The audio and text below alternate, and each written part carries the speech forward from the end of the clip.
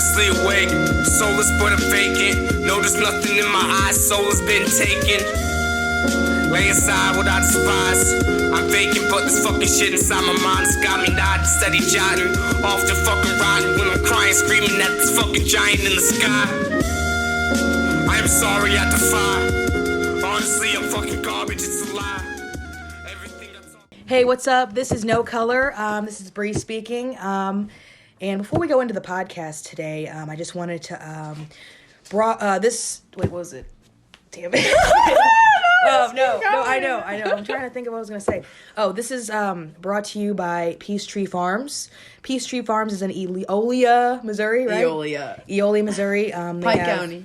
Trees. You can get Christmas trees, pumpkin patches, they have haunted houses here. Yes. And it's just, like, honestly, when you come here, the vibe is just, it is so peaceful. I love it. We've been here for the past 3 weeks.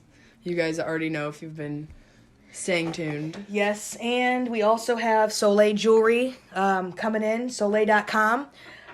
So half of the profit, so like 50% of the money actually goes to an animal shelter of the consumers' wants, so like whatever they choose. But yeah, it's super cool. Rock wire jewelry from all around, different states, just traveling, finding some rocks, making them. And I'm going to show some of the TikTok viewers. Soleil.com coming soon. But yeah.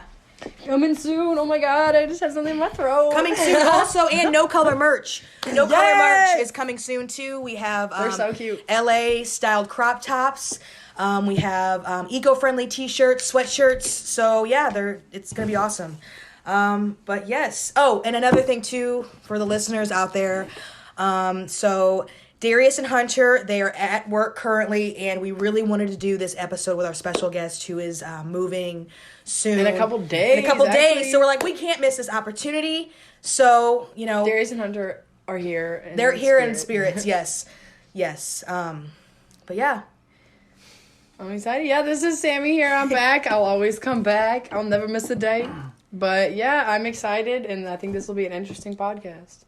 I've been waiting for it. I'm excited. Yes. So, our special guest. If you want to introduce yourself. You just call me Mr. T. Mr. T. All right. Yes. All right. So I just heard a lot of diet, nutrition, and stuff like that, and I've been really wanting to get into it. So, what brings you to wanting to eat the way you eat with like your nutrition? So last year I was experimenting with lots of fasting and meditation, and I was training for something called breatharianism, which is the idea of the reason that food gives you energy is because when you eat food, there's something called prana, and you get prana out of the food, and the main source of prana is the sunlight and the air. And with breatharianism, you're training your body to absorb energy from your surroundings and through meditation. So I was doing lots of fasting, and just I fasted to the point where I literally hit starvation mode, and one day I woke up and like my brain was in starvation. How many days was it, do you think? It wasn't all in one thing. Is over time I slowly cut back on food. It started with I cut out meat, and then I cut out dairy, and then I was fasting for longer periods of time. I was doing intermittent fasting, and it got to the point where I was eating once a day, then I was eating every other day, then I was only eating once every 3 days. And then with that I was meditating like 3 to 7 hours a day. Oh wow. And then towards the end I started to I was like, okay, time to go liquid, so no more solid food. And then I only made 3 to 4 days on, I think I hit day 4 on only liquids, only fruit and vegetable juices. And then I just couldn't handle it anymore. They say after like day 4 or 5, like it gets easier and then like something changes.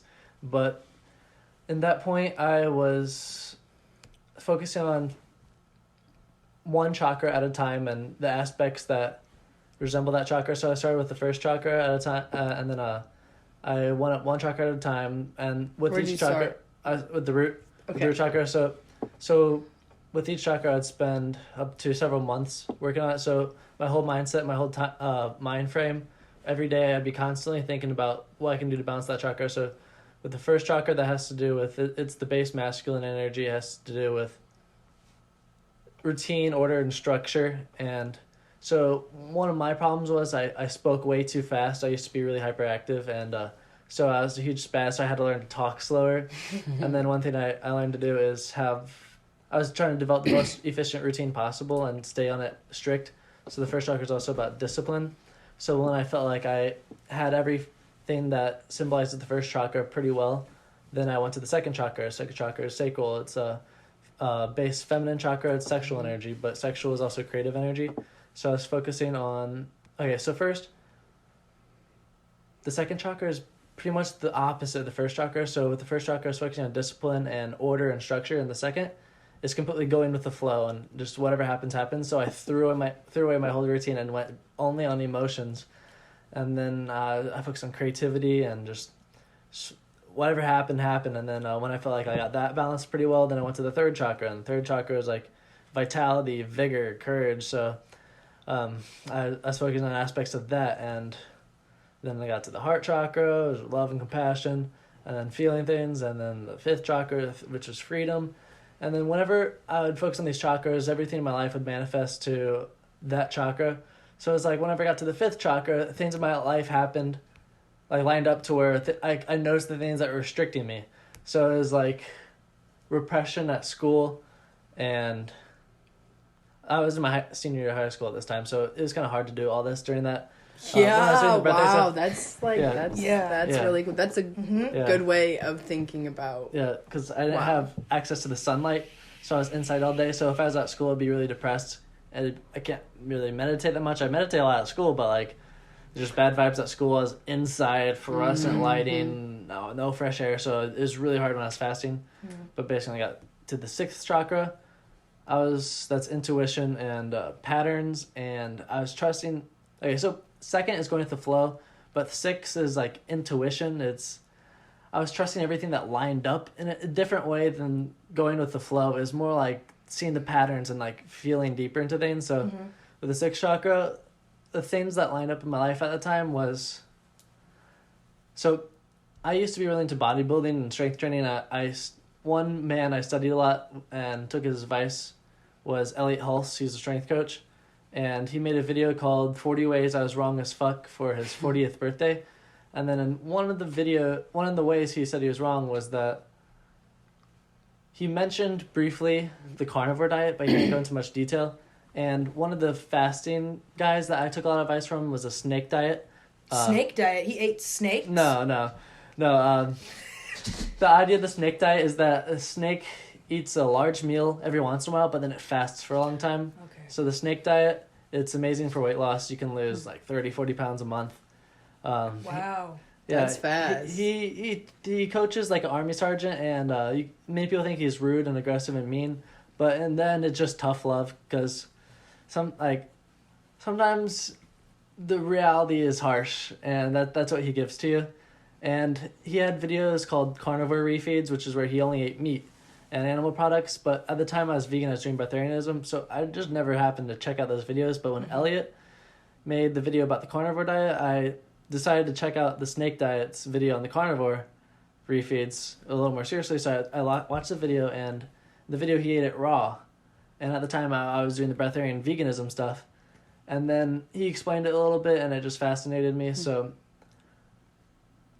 I looked up raw meat on YouTube. I did some more research, and I stumbled across Agenus wonder plants. And I thought, and again, this time I was sixth chakra. I was focusing on what's lining up in my life, and I just intuitively knew that this was the right thing. And I was like, this is what I need to do. Like, I was starving at the time, and I started to crave sushi a lot, and meat. For a while, I never craved meat, and I got used to the veganism thing, and so I watched hours and hours of Agenus's workshops, his Q&As, his lectures, and then I was just starving, so I was like, fuck, I want some meat. So I went to Steak and Shake, and I didn't eat raw meat, but I broke my veganism thing. I ate 5 cooked patties from Steak and Shake. How long were you vegan? Probably about 4 months. Vegetarian for 5 or 6. This was last year in 2019. And this was exactly a year ago. Well, a year and 3 days.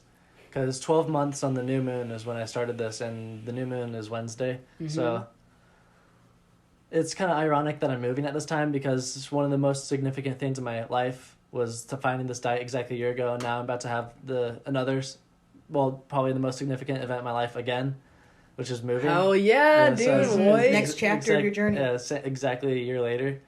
So with that, so I was trusting my intuition, and I went full commit on the diet. After I ate those cooked patties, I was like, oh my God, I feel so amazing. Because like, I felt so amazing because like I was eating like very little food at all, and I just ate tons of meat. And it was like, I felt absolutely amazing. Then I asked my mom to get some grass-fed beef from the store, and then like the next day I had the raw meat, but I didn't eat much yet. I had a little bit, and it was like, oh, it's kind of gross. So like I had like just like a bite size, like just a little bite size, and then I was like, I'm gonna cook some. So I cooked like a quarter pound worth, and then I ate it, and then my stomach hurt. I'm like, damn, like I guess like cooked meat does hurt my stomach because like the raw meat wasn't hurting my stomach, and then the next day I ate a little bit more raw meat, and the next day a little bit more, and then it was to the point where I was eating like quarter pound, half pound a day, and then like I got used to it. And then I got local farm fresh eggs, and then I just started with what I could. I got pasteurized butter from the store. I don't eat that anymore. I only eat raw butter. And pasteurized means it's cooked, so it's not raw. Even though if you don't cook it like yourself, it's from the store. It's cooked. So. Do you eat your eggs raw? Yeah. I've seen you do that before. I crack it on each side and I suck it out. So then I found local raw milk, and then blah blah blah. I figured out the sources for all my food, and then I probably took 2 or 3 weeks to find all the sources, and then I went from being like really, really, really skinny, but like I was shredded and I had like an 8-pack. I was just so skinny, but I looked like a stick. Like I looked unhealthy, but I still had like a little bit of muscle because I was still exercising. But I went from eating barely anything to eating like 5,000 to 6,000 calories every single day. Oh wow! And then was that a shock on your body? Yeah, how was it the first day of like just instant? Yeah, like the instant like gratification. Shitloads of energy. I just felt absolutely amazing, and I'd say for the first 3 months was one of the most amazing times of my life because like just coming out of that state I was in, I was growing like crazy, and like I felt amazing as fuck. And it's like my puberty kickstarted. Like before I couldn't grow any facial hair, and after I started eating the raw meat, like my testosterone kicked up, and like I felt amazing. Like I could start growing facial hair. Like puberty like round 2 came, and like my shoulders got broader. Like I started growing more. I didn't have to wear my retainer anymore when I was vegan. Oh, wow. If I didn't wear my retainer for 3 days and I tried to put it in, if I didn't wear my retainer for 3 days and I tried to close my teeth, they wouldn't line up perfectly, and it'd be like kind of uneven. So then after I started eating the raw meat, I didn't need to wear my retainer anymore, and it happened the longer I went without my retainer, the better I could close my teeth. So I just found that all tribes that eat 100% raw diets with raw meat, they have no dental problems at all. So bad teeth is just malnourishment. So I've heard from like people being like fruitarians eating like just the raw fruits and seed diet, like it helps with like they don't really have problems with eating or with their teeth becoming like decaying, just depending on what types of fruits you're consuming, like a lot of avocados and more of the like the. In a lot of cases, their teeth do have problems eventually, but some people can function on veganism. Yeah. But there's a high risk of malnourishment over a long periods of time on it. So I feel like with veganism, I just feel like you have to track your food. You know, if you want to be dedicated to it, you have to track all that protein. I had to track my macronutrients, like crazy. I had a whole journal of all this, of exact weights of all these foods, and I had to weigh everything out perfectly. I was like, fuck, how am I gonna get enough calcium? Like, this is hard. I have to eat like fucking like 2 giant ass bowls of salad every single morning. Like, I can't do that. Like it was hard to it's hard to get the right nutrients as a vegan. Like, I gotta do all the research, like Google nutrition on every food and try to figure out what foods are highest in this micronutrients, try to line it up. But like eating like this, I don't have to think about it at all. It's like I get well more than I need on everything.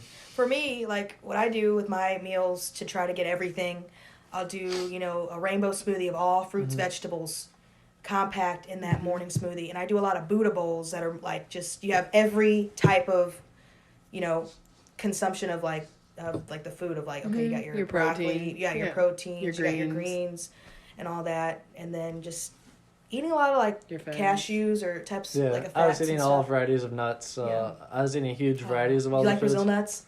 Oh yeah, I used to like them a lot, but I don't really eat them anymore. That's a good nut to make cheese out of, quote unquote cheese though. Yeah. Like a good Alfredo. It's good. It does. It has like a lot of like the fatty like. I feel like if you like to cook, it's fun to be. You can handle being a vegan. I was a good cook. I was a good cook. Mm-hmm. Oh no, I know you've made stuff before. Yeah, but I don't cook anymore. But sometimes I have potatoes.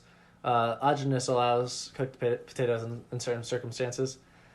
But when it comes to proteins and fats of plants, your body doesn't treat every single protein the same. There's different qualities and like the amino acid profiles. I don't know a lot about when it comes to that, but there's also digestibility and how well your body utilizes it. And if you want a better explanation of that, you have to read the Agenus's books.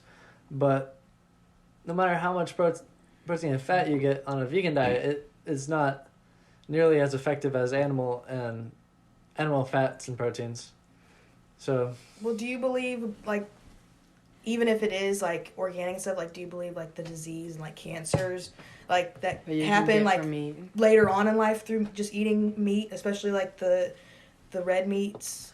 Oh, with that, most people eat inorganic meat and they also cook it a lot, but the raw meat is nothing but pure sustenance for your body. Mm-hmm. And a lot of the studies on people saying that red meat causes cancer is they study people who eat red meat, not just red meat by itself, because like generally people that eat red meat eat it with the side of fries too, and maybe some ketchup, and like they eat it along with other junk food, But when it comes to organic, pasture raised, grass fed, raw meat, it's nothing but pure life. Now, do you feel like your appendix could start randomly working during this? Like, I know it's probably like a stupid question, but like, because like appendix started, was working for cavemen during when they would eat the raw meat setting. So my understanding of how the appendix works, this is off of Agenus' studies. What Agenus says is the appendix. You know how in the back of the book there's an appendix where you can find like where each thing was referenced. So the appendix is a library. It stores every single substance your body's ever consumed, so it knows how to respond to it whenever your body consumes it. So the appendix isn't useless. It allows your body to react to foreign substances more quickly. So if you have an appendix removed, whenever you have these foreign substances, your body doesn't know what to do with them as quickly. So most people think the appendix is useless, and sometimes with the pharmaceutical industry, if you have a problem with something, they just remove it instead of fixing the cause. Like your appendix has a problem. Like remove the appendix, you stop consuming the shit. What do you say? No, I was just saying how they react. It's like, okay, bye. Yeah. We don't need you. Yeah. So. But everything's there for a reason. Like nothing is a coincidence. Yeah. So, one very important thing to understand is that there's a big difference between sickness and disease. They're two completely different things. So the general idea of how health works in most people is almost completely backwards. So when it comes to disease is the result of the accumulation of toxins in the body. You can visualize it as if disease is like a dam in a water blocking the flow of the river. The flow of the water is the energy, and if you put a dam in the middle of it, the water's not going to flow, and it's going to become still. So that's like the disease causing a block in your body. So the toxins is caused by... It's like the toxins is like the dam. It blocks the flow of the energy in the body or the processes in the body.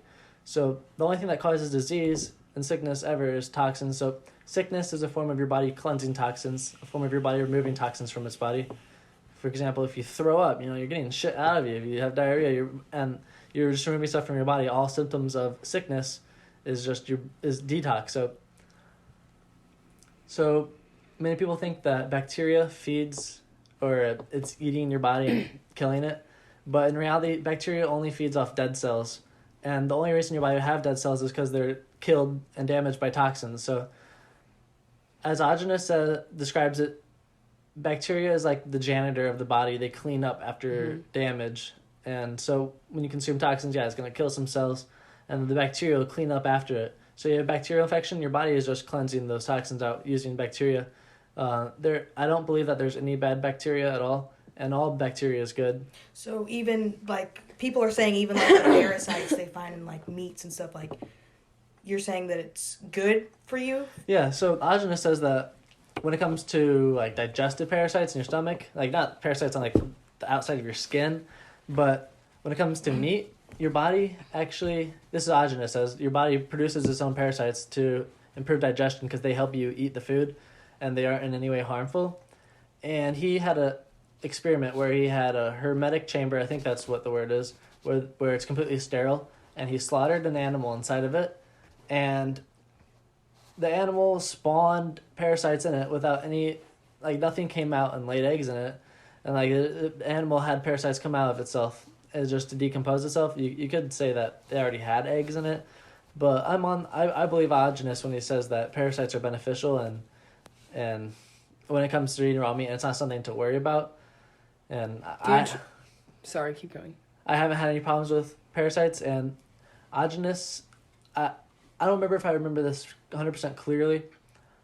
I have 350 hours of audio recordings, and I was taking notes. I don't remember exactly which one it was, so I haven't been able to re-look at it again. But what I believe he said was that he had maca root powder, and he fermented it in raw milk. He fermented it until it was strong enough to burn his nose, and then he drank it. Oh, wow. And then he had blisters and boils pop up all over his body, but the reason he did it was to induce parasites to spawn in his own body, and he said that after he drank it, he never had a digestive problem ever again. And sometime after he drank it, he got a craving for an onion, and sometime after, I mean a few weeks or months, I don't remember exactly, but not immediately after, he had a craving for raw onion, so he ate a bunch of raw onion, and then he shit out like a 46 long parasite. And Whoa! then, Shit, dude! Oh my gosh! That was, he said it was from the the fermented maca root powder in the raw milk. I don't understand exactly why, but he had an explanation. But he says after he drank that, he never had a digestive problem ever again. Dude, oh my gosh. Oh. That would be traumatic. Yeah, I don't know. I ordered some maca root powder, and I'm fermenting it right now. It's on day 2 or 3. So you're gonna try it? Yeah, I'm gonna try it, and I'm waiting for it to get strong enough to burn my nose when I smell it. And then I'm gonna drink it. It smells really gross right now. Yeah, let us know how that is. Yeah, wait, too. please keep me updated. Yeah. Yeah. So. I do need to listen to those audios you sent me. I'm not gonna lie. I bought 350 hours of audio recording. So. Yeah, well, you sent me 3 of them, like 1, 2, and 3, or I forgot what the names of them are. That's just a general rundown of the summary of how it works. So there's bacterial sickness and there's virus sickness. So how virus works is that viruses are cleansing agents produced by your own body to cleanse itself. So let's say you have a stain on a table and you squirt some cleaning stuff and you scrub it out. That cleaning stuff is like the virus, and your body produces itself to cleanse out the toxins, get it out of your system. So your body produces its own viruses to cleanse itself. They're not living things, and viruses are not contagious.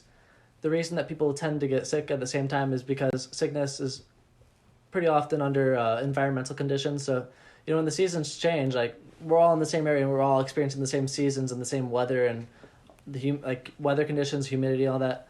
I don't know. I'm not an expert on it. This is what Ajna says. So we get sick at the same time because we're under the same environmental conditions, and it just creates the illusion of it spreading. So when it comes to viruses, they're not contagious and they're actually healthy, and it's your body cleansing itself. So the pharmaceutical industry, whenever you're sick, they give you antibiotics and medicine to make you not sick. What they're doing is preventing your body from healing itself. Because if like you Band-Aid. like a band, well, yeah, like a Band-Aid doesn't heal the cut; it just covers it up without actually fixing it. But if you take medicine to prevent yourself from being sick, you're preventing your body from cleansing itself, and then the toxins won't be coming out of your system, and they're gonna be stuck inside. So then they're gonna build up and turn into disease. So the pharmaceutical industry doesn't cure anything; they cover up the symptoms without actually curing it. So It's very true. They want money. They're money hungry. yeah. Big pharma, dude. So I feel like I don't know much about that either. I'm like it's all about getting profit. into. Yeah, I know. It's annoying. Yeah. The almighty dollar, baby. But like healing medicines, I believe that there's literally anything that you need to heal your body out in everything. nature. Yeah. Everything. All diseases are curable. Literally anything and everything. You don't have to unless someone makes something and puts it inside of your body, then that's the only way you get sick. So the cure to all disease, 2 steps. First, you stop putting toxins in your body. So the main sources of toxins are, common sources that people consume on a daily basis is first inorganic food, pesticides, GMOs, preservatives. So those are all toxic. There's also air pollution, like, from cars too. Yeah. And organic factories. foods, when people don't put it and it goes in the waste pile, it creates methane. You know almond That's milks? like methane's like the most Oh, from like cows. number one. And from like whenever people put their organic food into wastelands instead of putting into compost. I'm not an expert on when it comes to that, but I heard that global warming is actually a myth, and the Earth follows natural cycles of warming and cooling, and humans have a very insignificant impact on that, and the methane is just a smokescreen for something else, because they're trying to push people to stop eating meat and they're eating cow farts and stuff. I'm not an expert on that, so I can't really argue that, but that's what I've heard when it comes to that. But so back to the main source of toxins is basically all pharmaceutical medicine, because pharmaceutical medicine is treating the symptoms without curing it. And antibiotics, extremely toxic vaccines, they have tons of heavy metals.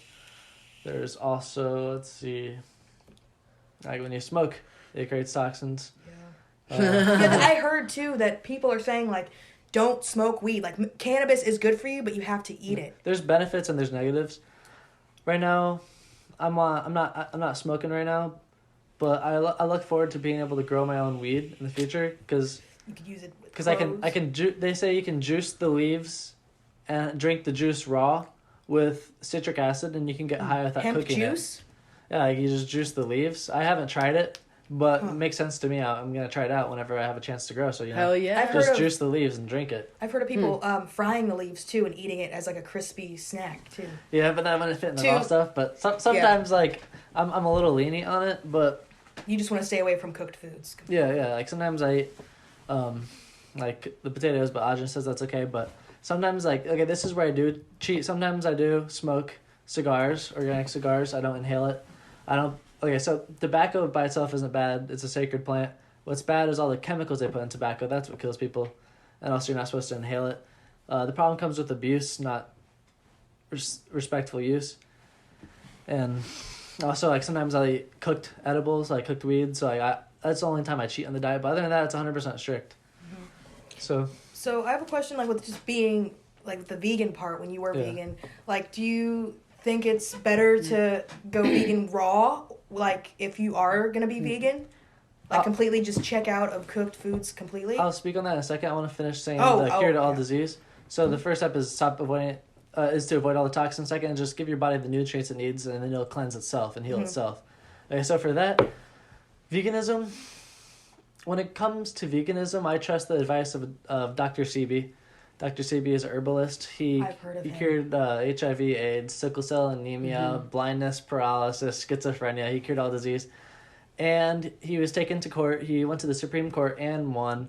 He brought patients to court to testify, and he had medical records of them having the disease positive and then getting tested after his remedies, and then having a negative test proving that he did cure all of it. So he promoted vegan diet with fasting and herbal teas. And I believe the answer to perfect health is the raw meat diet. Not non-vegan. Raw non-vegan, because it's not vegan. So with the herbs and fasting, Ajahn says that fasting is bad. Dr. Sebi says fasting is good. Dr. Sebi says don't eat meat. Ajahn says eat meat. But I believe the answer is fasting with the meat and the herbs is the answer to perfect health. So if someone's going to take the vegan route, I'd trust all the advice of Dr. Sebi. He promotes alkaline foods. Oh yeah, I did that lifestyle for a couple months. Yeah, so it was interesting. With alkaline foods, he says that so it has to do with I believe the word is heirloom plants and hybrid plants. I think those are their words. Hybrid plants is where you combine two plants to make a new one. So you can make new plants with So those would be combined seeds. alkaline? The artificial, the hybrid plants, he considers those acidic, and like he experiment with the pHs. He says only eat the alkaline foods.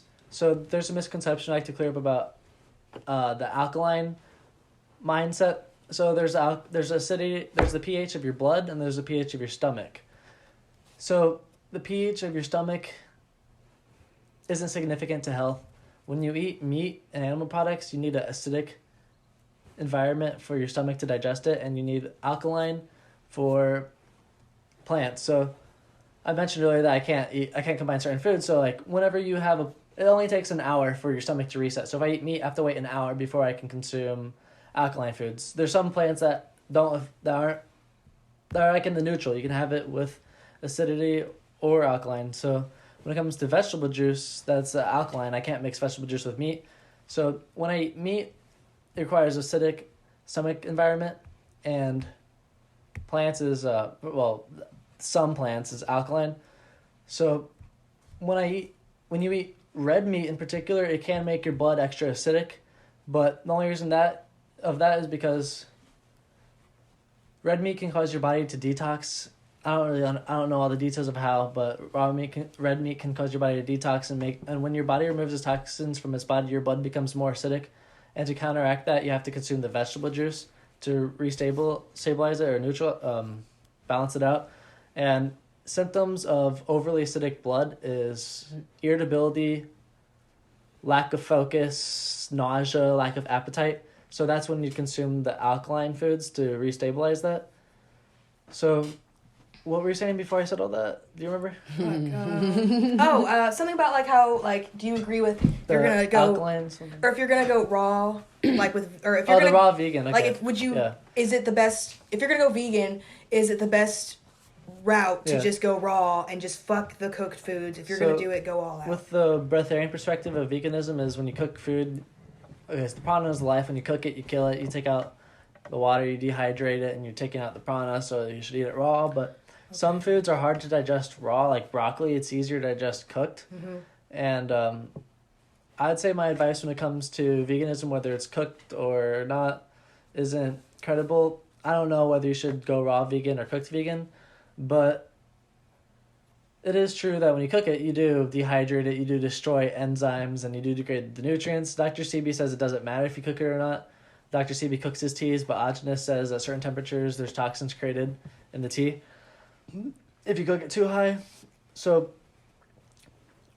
right now I don't have the money to fund any research, but someday I'm going to be rich and I'm going to fund this research to prove my beliefs. So what I'd like to do is get the money to get a laboratory, and then I'll cook these herbs and teas, and then I'll do some science stuff and figure out if the toxins are created, and like if there's medicines in the plants that are only active after cooked. And then I'll have raw batches of it. So I'm going to have to experiment because I don't know if I should cook my teas or not, or if I should leave them raw. So sometimes I experiment with the herbs that Dr. Sebi talks about. Sometimes I cook it, sometimes I don't. I just kind of guess on it. I don't really know. So what do you mean by cooking your tea? Like boiling it, steeping it. Okay. Yeah, letting it soak. Yeah. So for me, if I would go to vegan again, I would do it raw. But you have to experiment for yourself. Yeah, I would say raw when it comes to vegan. Mm-hmm. And I can admit it is easy. It was easier for me to meditate as a vegan, but one reason I think it's easier to meditate as a vegan because I had so much less energy. Now I have so much energy. I need to do stuff. I need to use that energy, not just sit and meditate all day. But there's also another thing that changed was that when school ended, instead of being in this closed environment of school, like my world, when it came. Like, school was, like, the edge of my box. And when I left school, it's like, school's over. Now I have the whole entire world as my box, you know? Mm-hmm. So it's like, there's so much more to focus on. So that might be the reason it was harder to meditate because school ended. Because, like, in school, it's the same thing every day. When school ended, 12 years of routine ended. And then it's, like, thrown out into all this stuff. I remember that feeling. Got all these things to worry about, all this new stuff to focus on. So either it's easier to meditate as a vegan or it's easier to meditate before I graduated high school. I'm not sure.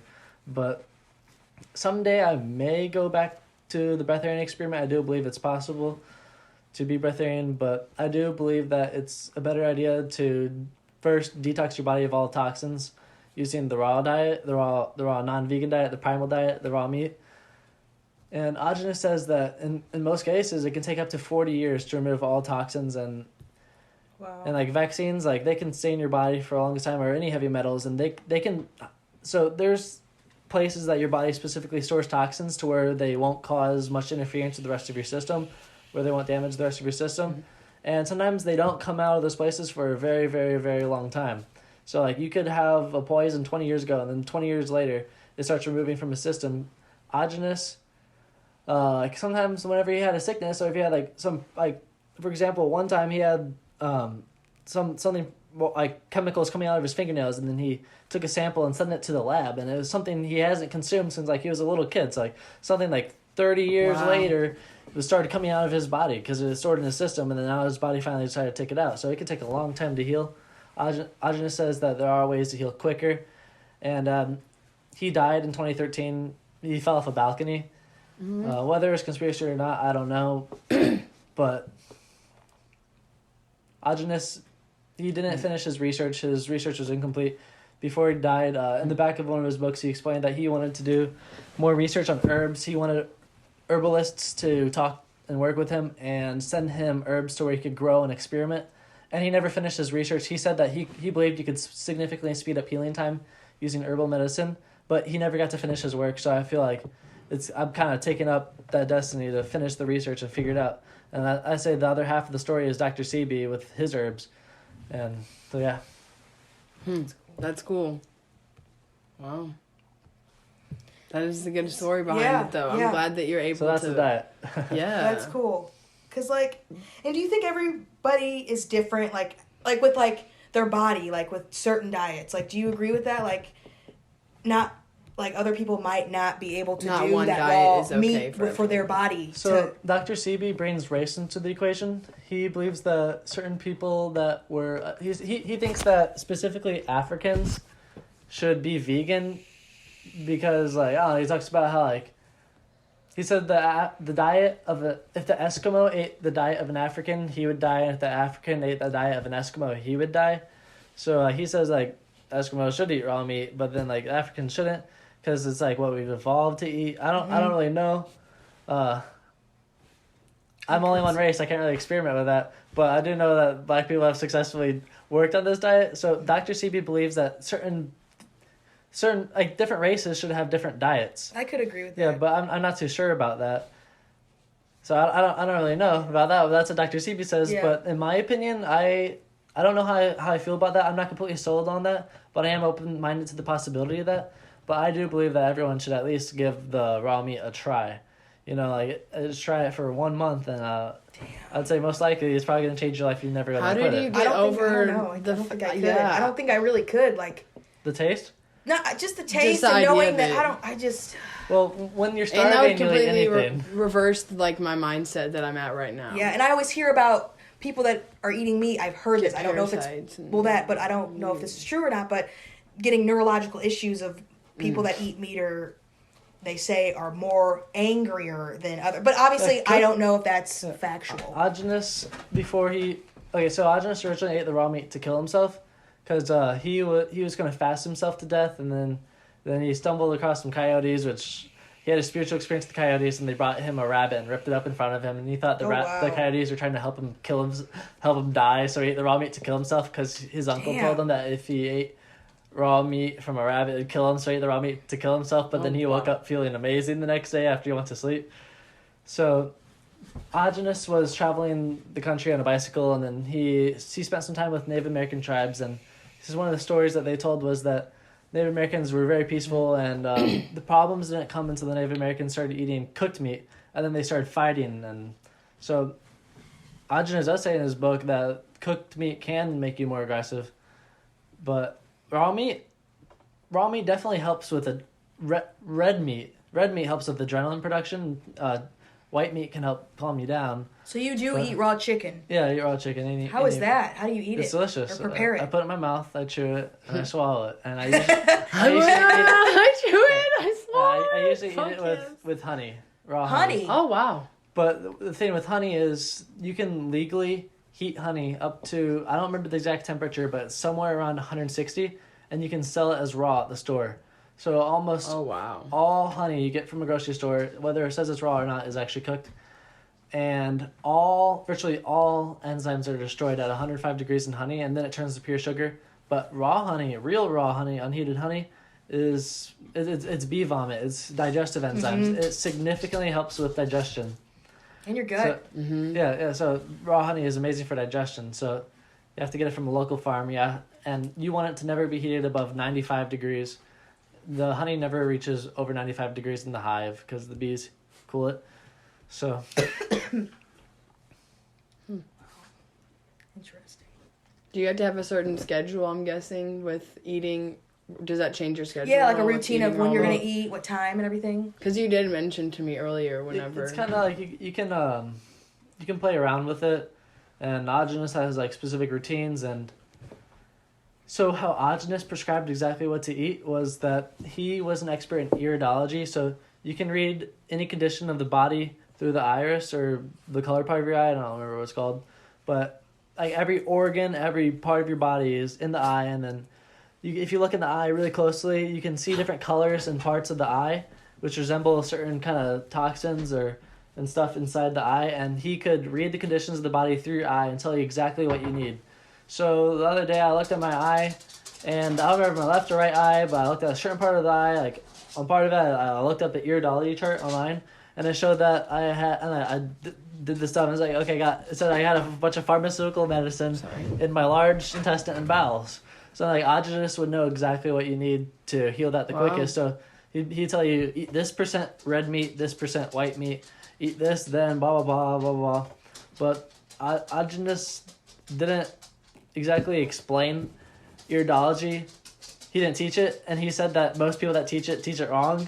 So it's kind of like, oh, fuck, like, how did he learn it, you know? Yeah, wait, But why didn't he explain it at all? he died, he didn't plan on dying, so. Damn.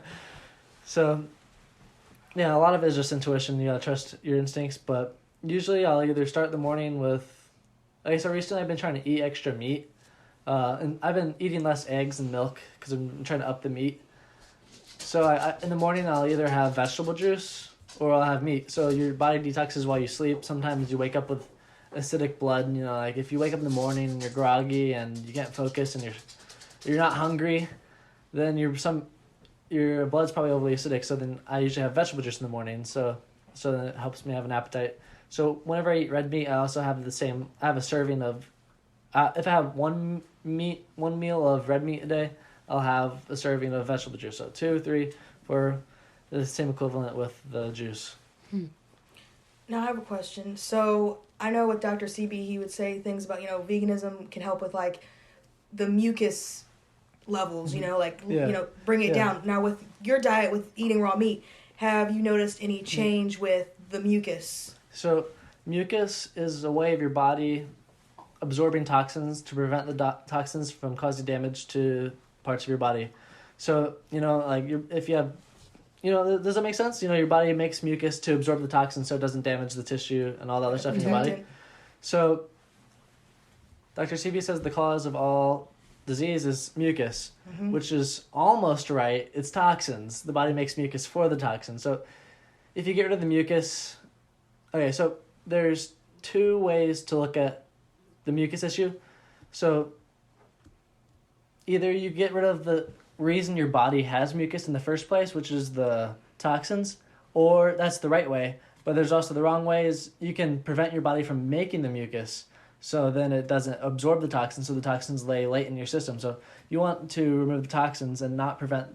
You don't want to prevent mucus from being formed. You want to just remove the toxins from your body. But the methods that Dr. CB used for the mucus removal, most of the time, I believe it was right. And so Dr. CB, with his diet and the veganism and the herbs, I believe that if you did veganism without the herbs, it'd be much easier to deteriorate. But with the use of all of his herbs, I believe it is possible to function properly and efficiently on the vegan diet. But the really important thing is the herbs.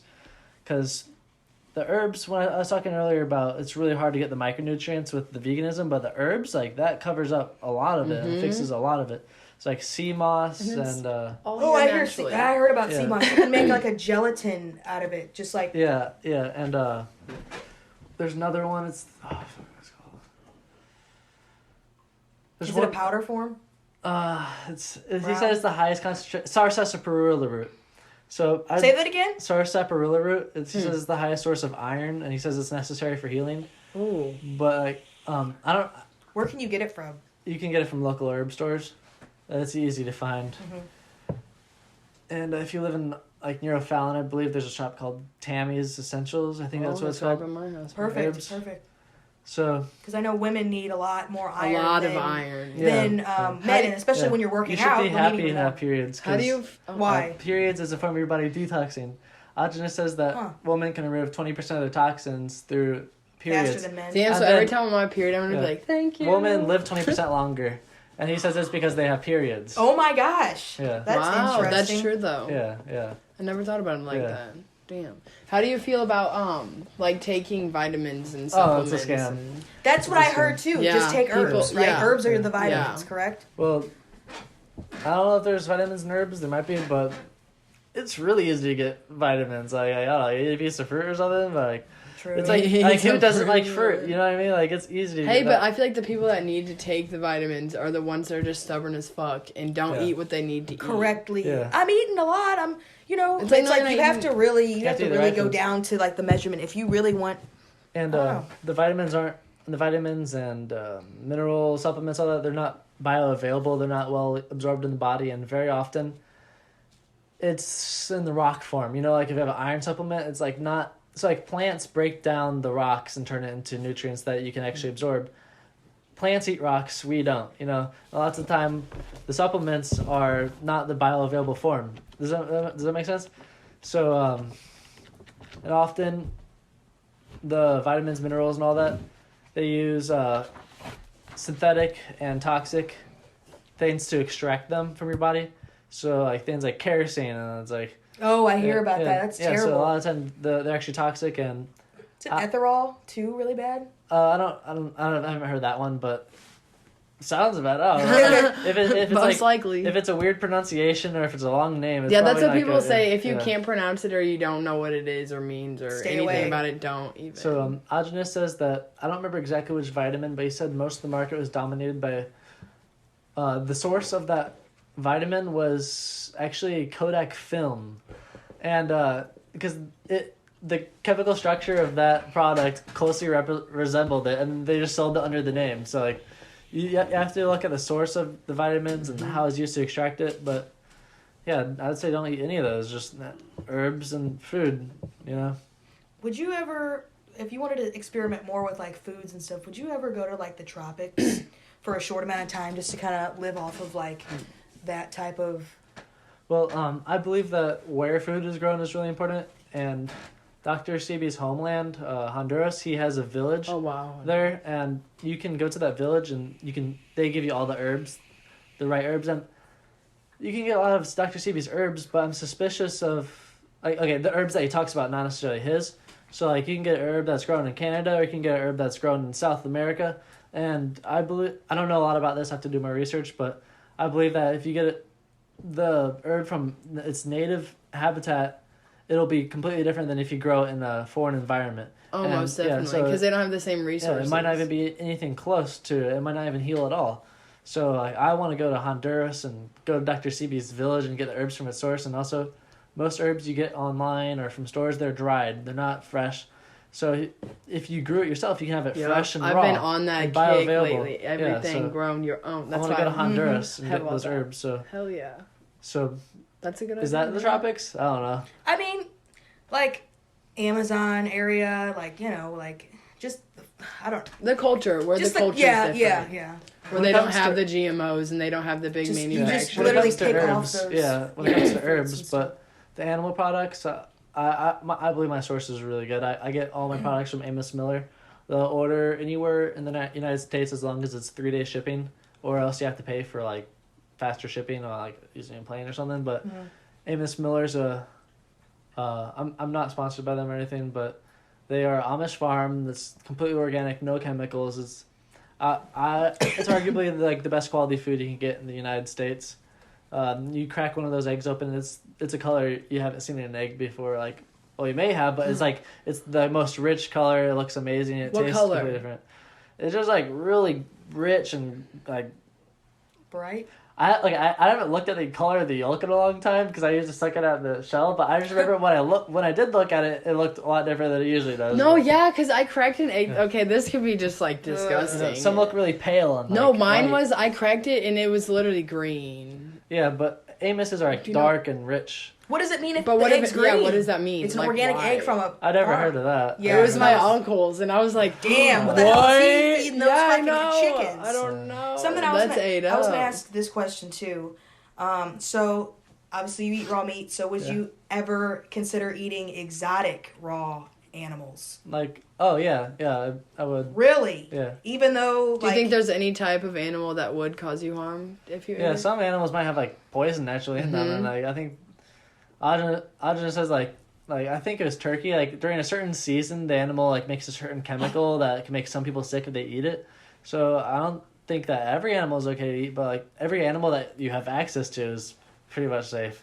So how about like the people that they were saying, you know, all over the media, like about like in China, people selling the bats and stuff to eat, and that's what caused all of that huge ruckus with this pandemic. Like how, like Remember when I said that the cause cooked. Wait, continue. Sorry. so like the cause of sickness and disease is just toxins, Yeah. and you know the cause of any virus or any bacteria is just people having shit lifestyles and consuming toxins, and you know people basically commit suicide on a daily basis by eating junk food and putting bad shit in their body. They're just committing suicide over a long period of time, and if you die from a sickness, it just all that catching back up to you. You know what I mean? You did it to yourself. So You are what you eat. yeah. How long did it take you to get adjusted to? Like so after This 2 lifestyle. weeks, I started enjoying the eggs. At first, I didn't like the eggs, but after 2 weeks, I ate one. I'm like, damn, that was actually good. You like And the then- texture of it, of the raw? Yeah, it's like cheesy, and then it's like, yeah, it's like cheesy. Interesting. Yeah. They're cheesy. I would never imagine someone say uncooked egg is cheesy. Yeah, I'm just gonna have some vegetable juice real quick. So, if you want to juice your own stuff at home Oh wow. without an expensive juicer, just blend. So this is cucumber, cilantro with chlorella and clay.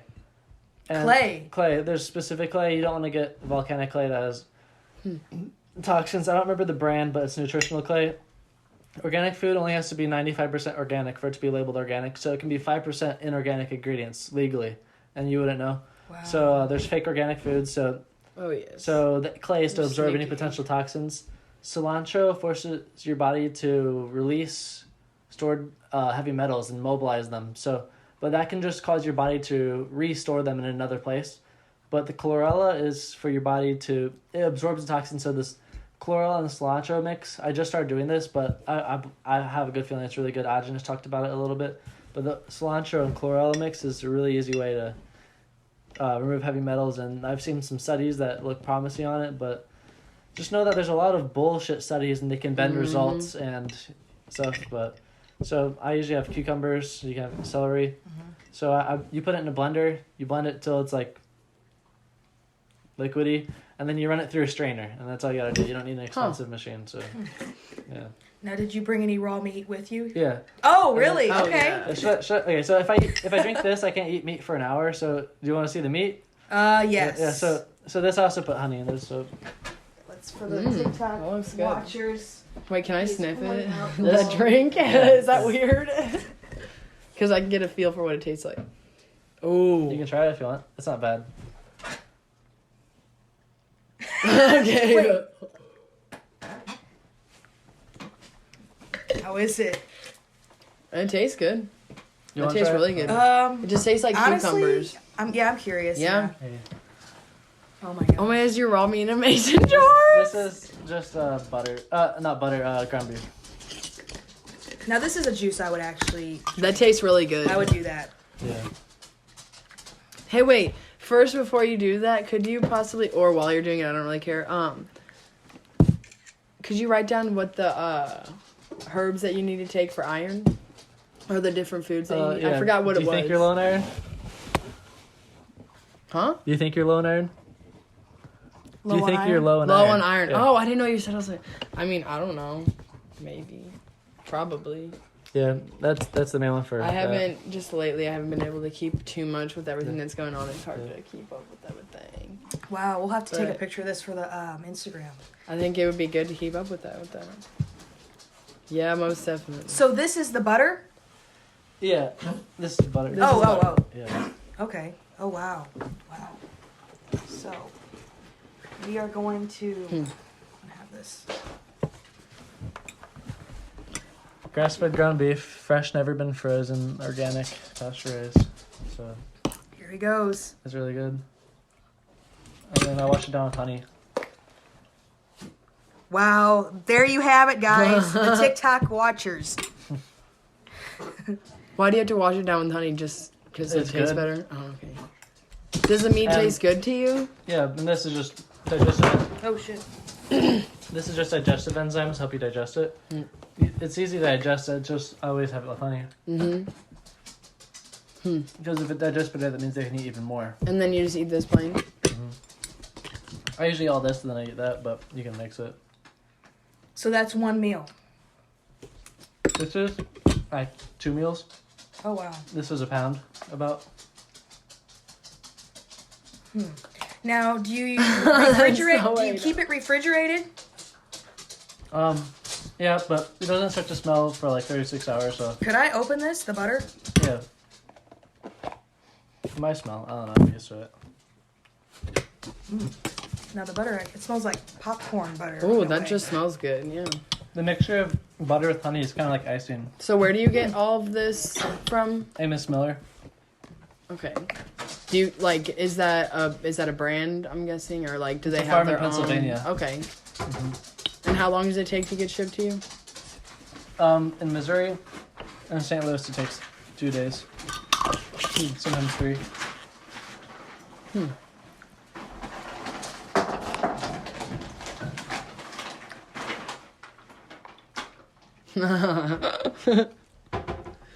There it is. Wow. All right, we can Now, what take is it off the- you, so it does Now, what not is just- the, Do you want to put it we back? can put it right here. Or we can put it back over there so they can... Let me see.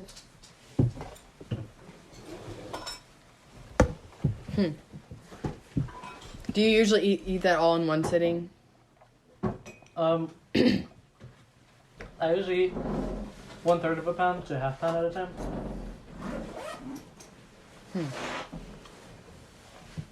Okay. That's crazy. Do you see yourself getting like not, I guess, like sick more, detoxing more than most people? For the beginning of the diet. Sorry, 1 second. No, you're fine. Can you drink water with that? Because you need water. You can, but it's not the best idea because water dilutes your stomach acids, so it'll impair digestion.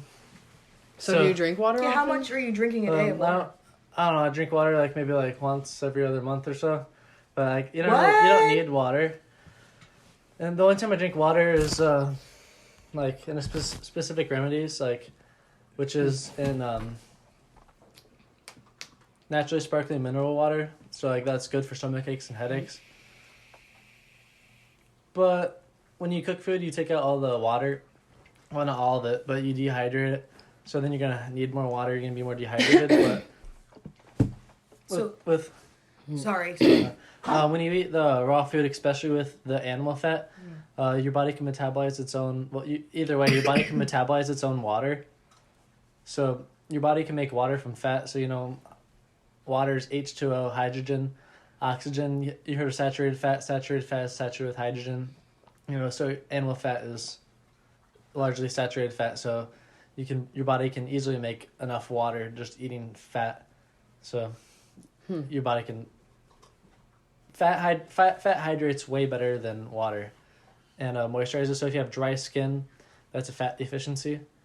If you have arthritis, that's a fat deficiency, and fat is really important because your body, fat will absorb the toxins before it damages your tissues. So I'm talking about like dietary fat, but also fat in your body. And before toxins damage not just your tissues but anything in your body. So if you're a fatter person, you're gonna be more resistant to toxins, and because the fat will absorb the toxins before it damages your vital areas like your organs or anything else like that. So technically, being fat is healthy, but most fat people are unhealthy because they get fat off eating junk food. Is that why Buddha was chunky? Maybe Well, he I was was vegetarian though. That's like, isn't that? I'm not sure about. I don't know about all that. I don't know the details. I just didn't know if the symbolism But was there because of that. Yeah, it's hard for me to gain weight. But he Like, was. I'm pretty sure most religions practice Buddhism are vegetarian vegan. In this one Buddhist church. Okay, so when I was doing my breatharian thing, I was set on joining a Buddhist monastery and being ordained as a Buddhist monk. But the reason I didn't was because their food was inorganic, and so I kind of ended up thinking they were like either stupid or they're like bullshit monks, because they said that the reason that I asked, can I bring my own food? They said no, Buddhists eat what they're given. But I'm like, okay, Buddhism was several thousand years ago, and back then inorganic food didn't exist, so all food was okay to eat back then. So all their food is it's a donation based Buddhist monastery, so all their food is inorganic and garbage. So that's one of the reasons I didn't go. I was set on going it, but then I discovered the diet, and then I ended up just getting sidetracked, and like if I really wanted to, I could have found a different place, but it just sounded really hard, like finding a place where I can eat raw meat, and then like. But what sold me on that place in particular is they said after you pay for rent for I think 6 months, you can live there for free forever. So I didn't look for another place because that opportunity seemed like it was only available there. But they said that you're allowed to eat meat. You just can't eat meat if the animal's killed for you, and you can't kill the animal yourself. But if the animal's like killed and butchered, but it's not specifically for you, you're allowed to eat it. I don't know if that's all of Buddhism, but that's what that one specific monastery is. What place was that located in? It's called okay. I don't necessarily want to call them out because I said bad things about them, but it is in Missouri. Okay. Wait. What, okay. Where man. was it? It might be the same place we might go to. Yeah. Who knows? Yeah. Wait, that's funny. It is in Missouri. Yeah. Yeah. Is it on big acreage? I don't know. Staying mysterious. All right. Yeah. That's okay. But yeah, that's interesting. Yeah. So if you get fat on this raw, non-vegan diet, then that's a good thing. But I struggle to gain weight. I try to get fat constantly, but it doesn't work. So. But like they say, some people can eat emotionally. I can't eat emotionally. When I'm sad, I get not hungry. I wish I could eat a lot when I got sad, because like I'd like to be fat, you know, like because it's hard. I feel like the people that are eating emotionally, they're eating those wrong. Yeah, they're eating the junk food. food. Yeah. I just can't get fat. Yeah. Like the best I could get is thick at a good time, but other than that, like, it goes away quickly. That's funny. I feel that. Yeah. But a lot of people are fat just because they lack discipline, and they're eating junk food too. But when did you stop fully eating any type of junk food? I've been doing the diet exactly a year. So the last time I ate cooked food was a year ago. Wow. And, excuse me. So the only times I cheat on the diet is weed I have smoked and cooked edibles I've eaten. And let's see. I think that's the only thing the tobacco, but the cigars. Where do you get your tobacco at? Is it fresh? Well, okay, so there's... Okay, I guess I cheat a little bit on that too, because the organic cigars are really expensive. Mm-hmm. And so they say that they don't put a lot of chemicals in most cigars. And I haven't seemed to have too many problems with it, but they're not labeled organic. That means they probably have either pesticides or GMOs or something. But I know they're not terrible, but I smoke them occasionally for special occasions. I mean, you could probably get your own tobacco, though. Yeah, I'm going to grow it eventually, but yeah. Essentia has organic cigars, and that's the first cigar I smoked. So yeah, I guess that's the only part I cheat on it, is smoking That's cigars. impressive, though. Yeah. Sticking to your 'Cause lifestyle. I would love to go raw vegan, you know. Just there's so many options to cook food. Yeah. Like it's And I just can't wait until I can have my own farm and sustainably do all of that. Because I'm trying that'll right probably now. make it easier too. Yeah, I'm trying right now with just Yeah. like little things, but it's not Yeah, gonna be I'll have a completely farm sustainable eventually. yet. Oh fuck cool. yeah! Once I have money. That's the one thing I'm like really. Would you be manifesting. interested in trading once you have a farm, like trading goods for other goods? Instead of like making that your currency? Possibly, but I do plan on being extremely wealthy, so I might not need to. Yeah, that is true. True. That is true. Now, what would you want to do with all that money? Yeah, I was just about I know to you said ask earlier, that. like with research so- and stuff like that. So recently I've been, I have discovered someone named Dan Pena, and I'd say he's absolutely changed my life and helped me to find direction. And Who is this? Dan Pena, he's a financial coach. He's known as the $1 trillion man. He's generated over $1 trillion in wealth, and he's reaching $2 million. Oh wow! And people that he's mentored, he had $450 million, but he's generated $2 trillion. And people he's taught, like people that first not having money, then he's trained them and he's taught them how to make the money. So that's how much the people he's trained have made money from his methodologies. So you'd have to do your own research on Dan, but he's a great guy.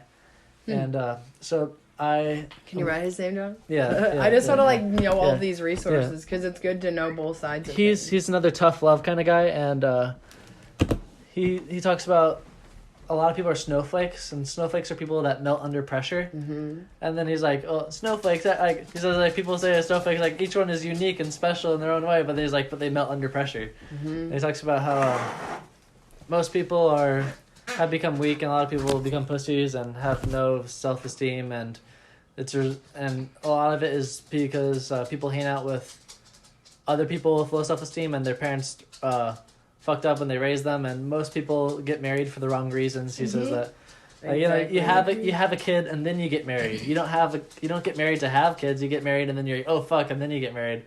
So then he talks about how a lot of people are accidents, and then a lot of parents aren't raising their kids well, and then we have multiple generations of pussies, and it's just people are getting softer and softer. So he's an in your face kind of guy. He makes people have nervous breakdowns when he speaks, and he tells you exactly why you are the way you are. And I believe that it's impossible to hurt someone's feelings. You can only expose feelings they already have. Because if you're being quote mean to someone, you're just revealing if they're offended by you, you're just revealing something to themselves that they already have. So you're not creating the problem for you, you're just revealing it to them. Because you're revealing something that they've been suppressing. So Dan Pena tells you exactly why you are the way you are, and he explains how to get extremely wealthy. So the deadline for so I plan on working my ass off, and I'm hoping to achieve my financial goal by the time I'm 25, and then so it's gonna be working my ass off. I'm not gonna let myself have friends. I'm moving 200 miles away, changing my phone number, and it's gonna be strictly doing QLA until I can achieve generational wealth. I want to have enough money to last until my grandkids and fully sustain them. So he preaches focus on the few, not the many. So I'm putting all my effort on this. So once I finish getting rich, then I plan on moving somewhere with clean air, clean water, and no internet connection that's peaceful and quiet. And then I'm going to go off the grid and be rich, and then I have infinite free time. I might sacrifice several years of my youth and give up a lot. But it'll be well more than worth it, because then I'll have infinite free time to do what I love for the rest of my life. Mm-hmm. So and you're enjoying the process, probably. Because you're getting knowledge. Yeah, and becoming stronger. So, one of the first things I want to do once I get rich is get good at dancing, because I suck at dancing, but I want to be good at dancing. So then when I finish getting rich, boom, I might dance for 120 hours a week for a few months. So good. Then I'm gonna have a bucket list of everything I want to get really good at. I'm going to focus on one at a time and just get really good at it. So it could be dancing, it could be learning foreign languages. Then whenever I get to... so also I'm giving up music. I'm giving up drums and piano. I sold my drums. I sold my piano. So I love drums. I love piano. It's a big part of my life, but I'm giving it up for now. When I'm rich, I can buy it back. So whenever I get to drums, you better know I'm going to get really good really quickly, because I'm going to be... whatever I'm going to be doing is going to be 100%. I really look forward to being able to play drums 120 hours a week, and then whenever I decide to focus on spirituality, I'll be fully committed on everything I do. So I really look forward to getting past all this and growing. That's cool. That's a good plan. Yeah. That is a good plan. So the plan is get rich, then personal development somewhere on the way, have a family. Everything I do in my entire life is for my kids, my future family. I want to ensure the security and safety of that, and I want to raise a variety of high-performing children.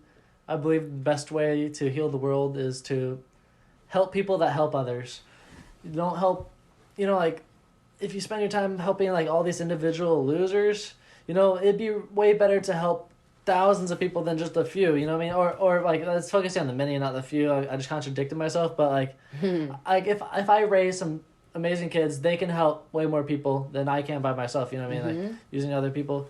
So I plan on everything I do is for my kids. Well, and that's just putting Yeah. good, positive mindsets. Yeah. I contradicted myself a minute ago. It's kind of hard to get how I feel about that out. But yeah, everything I do is for my kids and my future family. Eventually I'm gonna become a master martial artist. I want to get really good at martial arts, and I'm gonna focus on music. So then like, I plan on having a lot of kids. So now my kids can make music together. All gonna play instruments, and all my kids can spar together. Would you So like, homeschool them? yeah, no way they're going to public school. I'm gonna keep them. I want to have my own private community, and then I want to have only specific people living in the community. I don't want my kids to be exposed to anyone that's not an extremely high performer. So would you, if like I hate to put labels on it. So like the type of community you would want would be like an eco village. You wouldn't consider like, because I know some people outsiders might be like, oh, that's a cult. Like, what type of community? It might seem like a cult, but a cult isn't necessarily bad. But Yeah. like, what's your definition of a cult? Group of people. I'm just You trying to Embrace live the same thing. live by the laws of nature. You know, like I want to live where nobody You else. wanna live is, sustainably. Yeah. Yeah. I'm gonna grow my own food. I'm gonna teach my kids martial arts and music. We're gonna family yoga, family meditation, and we'll be doing spiritual practices, and then rituals of fire, like bonfires, dry out shit. You know, it's gonna be amazing. I look forward to it. But also, I want like my friend.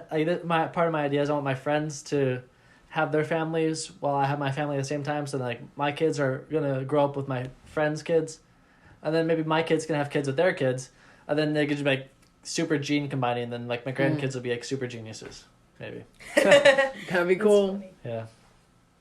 So you're just gonna pick and choose, you know? I guess that's what everyone gets to do. Yeah. That's pretty Law cool. of attraction. Yeah, Yeah. for real. How is it? So speaking of that, how has that been going for you? Like, as an individual, like Attraction? Yeah. I don't really necessarily understand why, but there's been a lot of experiences where things have fallen in my lap, and some people go their whole lives trying to figure out these things, like the answer to like the cure to all disease, and like just me, like I'm 19 right now, but at 18, like I discovered the diet with fasting and meditation, and part of my life purpose is getting as many people to adopt raw non-vegan diets with fasting, meditation, and yoga. Yoga includes meditation. It's a whole thing. And because if everyone did that, then we'd all live in harmony and without disease. Because there's physical disease, there's spiritual, there's emotional, you know, everything exists on every level at the same time. So I just trying to spread that message, but I might not necessarily be trying to spread the message through me. It might be through my children, because I believe that my purpose is to have my children, and I'm not going to be the one to make the huge change in the world. It'll be my children. So everything I do is for my kids. So with Law of Attraction, like somehow I magically just found up all this stuff at the perfect time at a young age, and just I feel like it's just been to get. I don't know. I know I have an important destiny, and I just feel like things have been presented to me so I can fulfill that. And with the Law of Attraction is. So Dan Pena recommends two books called Release Your Brakes and Think and Grow Rich, and part of that explains the law of attraction and manifestation, and he explains that your reality is generated in your subconscious, and every person has a slightly different reality, and your reality is based off of the dominating thoughts of your mind. Whatever you think about the most is what your reality is set to, and you can change the programming of your reality by changing the way you think, and by changing the way you think, an effective way of doing that is through affirmations and praying. So a lot of people don't understand how to properly pray.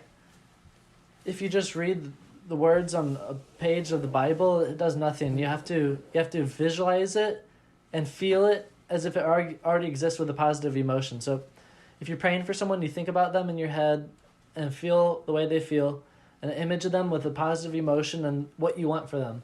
And you imagine as much detail as if it's already in the moment, and that's how you pray for them. And when it comes to affirmations, praying works that principle for anything you want. If you want to manifest something, like you want a mansion, blah, blah, blah, you visualize yourself walking in the mansion and every detail you can, and like how you're going to feel, and if you are feeling as if you already have it and already exists. So affirmations and praying are very similar.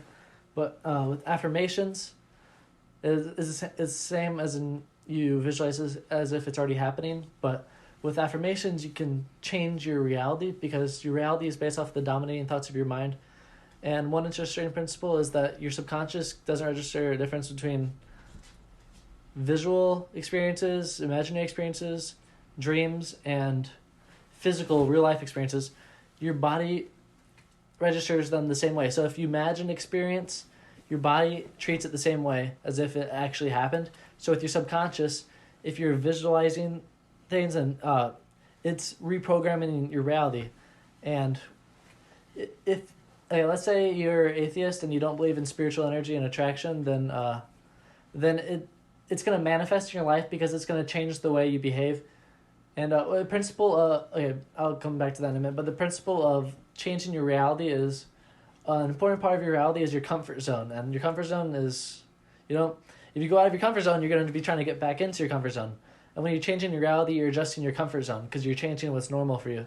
So if you pray and you do affirmations and you adjust your reality, and it does work. It does work. It's powerful. It really is. And you'll start behaving a different way. And you'll be altering your behavior, which will cause you to manifest those things. But if you do believe in spiritual energy, it's going to attract those things to your life and it's going to happen. And I believe in the book, let's see. I think it's called the Yoga Sutras. I don't remember who wrote it, but I think this is the book. But he explains that everything exists on every single dimension at the same time. Their example of dimensions is the physical dimension, the dream dimension, there's emotional, there's astral, there's all these different dimensions, many more than I named, but everything exists in every single dimension at the same time. There's also thought. So, well, that's kind of imaginary. So, like, a pencil exists as physical, exists as a thought, exists on all those at the same time. So, part of the principle of praying affirmation is that visual, imaginary thought, it also exists physically. So if you hold it with enough belief in the moment, then it'll manifest physically too. So I do believe that anything is possible in the entire universe, and humans have superpowers, and we have, and the power of our mind stretches way beyond our bodies, and that with enough belief you can do many powerful things like levitation and teleporting. I believe all that's possible, and it just comes down to belief. But you can't just ignorantly believe something and then there's a lot to it, and you might try to take out of context the way I explained it, but yeah, belief is a very powerful thing. So you just have to actually feel it. You can't just think it. Yeah. You can't just be like, oh, okay, this is gonna happen because I'm saying it's gonna happen. And everyone is constantly praying in every single moment, because kind of what you're thinking about, you're attracting, you're focusing on. And if you're thinking bad things about yourself or the future or anything, you're manifesting them. And as Bob always said, you're praying to the devil, I say. I don't remember which song that is, but it's basically, if you're thinking bad things, you're still praying, you're manifesting those things. So that's how positive thinking works. Yes, it does. Yeah. Wow.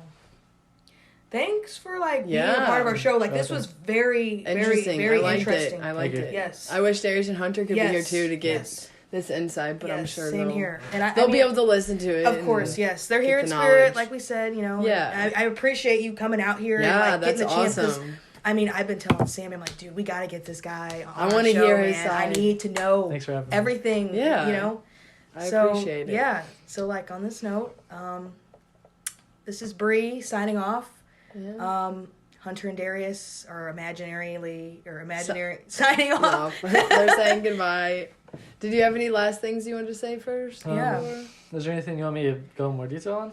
Anything you want me to speak about? Specific?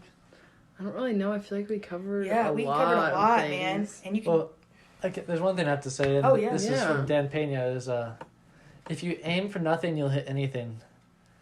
And the most important thing is understand your purpose and what you really want, because like what I said, if you aim for nothing, you'll hit anything. And what kind of mindset would that be, though? With that statement, if you aim for nothing, you can hit anything. You need to be precise with your goals, and